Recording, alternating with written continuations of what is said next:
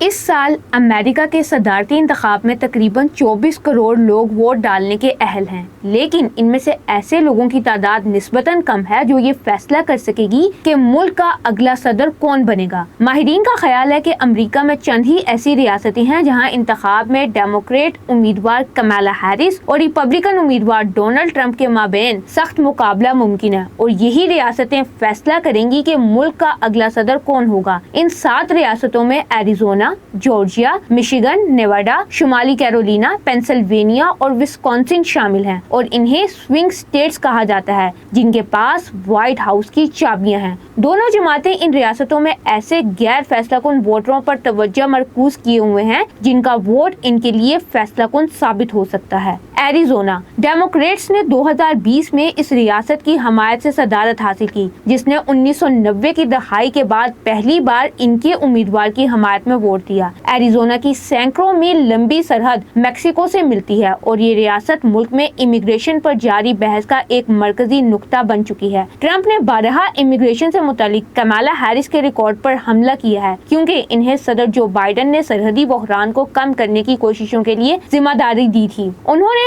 اس عزم کا اظہار بھی کیا ہے کہ اگر وہ دوبارہ صدر بن جاتے ہیں تو وہ امریکی تاریخ میں ملک بدری کا سب سے بڑا آپریشن کریں گے۔ جارجیا کی فلٹن کاؤنٹی میں مبینہ انتخابی مداخلت نے ٹرمپ کو ان کے 4 مجرمانہ مقدمات میں سے ایک میں پھنسایا ہے۔ ٹرمپ کو ایک مقدمے میں سزا سنائی گئی ہے جبکہ باقی جاری ہیں۔ جارجیا کی آبادی کا 1/3 حصہ افریقی نژاد امریکی ہیں، جو ملک کے سیاہ فام باشندوں کے سب سے بڑے تناسب میں سے ایک ہے، اور یہ خیال کیا جاتا ہے کہ 2020 میں بائیڈن کی اس ریاست میں کامیابی میں اس آبادی کا اہم کردار تھا۔ امریکہ کے سیاہ فام ووٹروں میں جو بائیڈن کے حوالے سے مایوسی کی اطلاعات سامنے آئی تھی، لیکن کمالا ہیرس اس حلقے کو متحرک کرنے کی امید رکھتی ہیں۔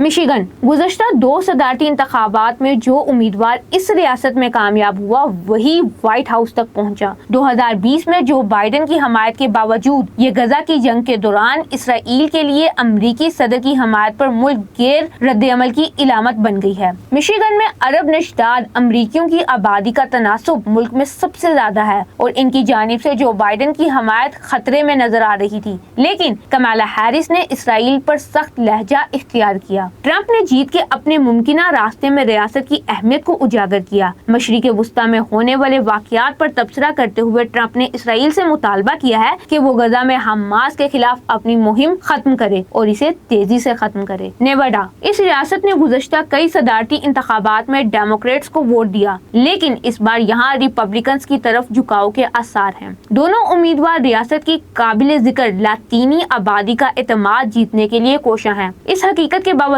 کہ جو بائیڈن کے صدارت سنبھالنے کے بعد سے امریکی معیشت میں ٹھوس ترقی اور نئی ملازمتیں سامنے آئیں، اس ریاست میں کووڈ کی وبا کے بعد بحالی دوسری ریاستوں کے مقابلے میں سست رہی۔ اس ریاست میں بے روزگاری کی شرح سب سے زیادہ یعنی 5.1% ہے۔ اگر ٹرمپ دوبارہ برسر اقتدار آتے ہیں تو انہوں نے سب کے لیے کم ٹیکس اور کم ضوابط کے ایجنڈے کی بحالی کا عزم ظاہر کیا ہے۔ شمالی کیرولینا، کمالا ہیرس کی بطور صدارتی امیدوار نامزدگی کے بعد اس ریاست میں مقابلہ سخت ہو گیا، اور کچھ تجزیہ کار اب اسے ٹاس اپ سمجھ رہے ہیں۔ ٹرمپ نے 2020 میں شمالی کیرولینا میں کامیابی حاصل کی، لیکن فرق صرف 70,000 ووٹوں کا تھا، جس نے ڈیموکریٹس کی امیدوں کو مزید بڑھا دیا کہ یہاں 2024 میں کامیابی حاصل کی جا سکتی ہے۔ پینسلوینیا، یہی وہ ریاست ہے جہاں ٹرمپ پر قاتلانہ حملہ ہوا تھا جس میں وہ بچ گئے تھے۔ پینسلوینیا کے شہری بھی مہنگائی کے باعث اخراجات زندگی کا دباؤ محسوس کر رہے ہیں۔ مارکیٹ پر گہری نظر رکھنے والی تنظیم ڈیٹا اسمبلی کے مطابق اس ریاست میں گروسری کے اخراجات دیگر ریاستوں کے مقابلے کہیں زیادہ تیزی سے بڑھے ہیں۔ ہر 8 میں سے ایک شخص غذائی بحران کا شکار تصور کیا جاتا ہے۔ امریکہ میں شدید مہنگائی کی وجہ سے کمالا ہیرس کی انتخابی مہم متاثر ہو سکتی ہے، کیونکہ اس سے ووٹروں میں معیشت کے حوالے سے عدم تحفظ کا تاثر پھیلتا ہے۔ ٹرمپ نے معیشت پر بائیڈن انتظامیہ کو آڑے ہاتھوں لیا اور کمالا ہیرس پر بھی لفظی وار کیے۔ وسکونسن،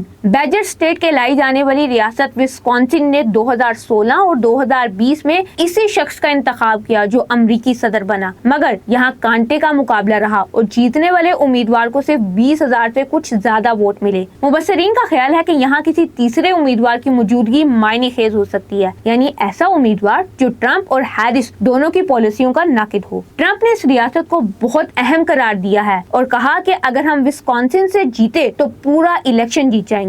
ریپبلکن پارٹی کا سمر نیشنل کنونشن ملاواکی میں ہوا تھا۔ ہیرس بھی اسی شہر میں ریلیوں میں حصہ لے رہی تھی جب پارٹی کنونشن نے انہیں باضابطہ طور پر ڈیموکریٹ امیدوار نامزد کیا۔ وہ اس تقریب میں بذریعہ لائیو سٹریم شامل ہوئی تھی۔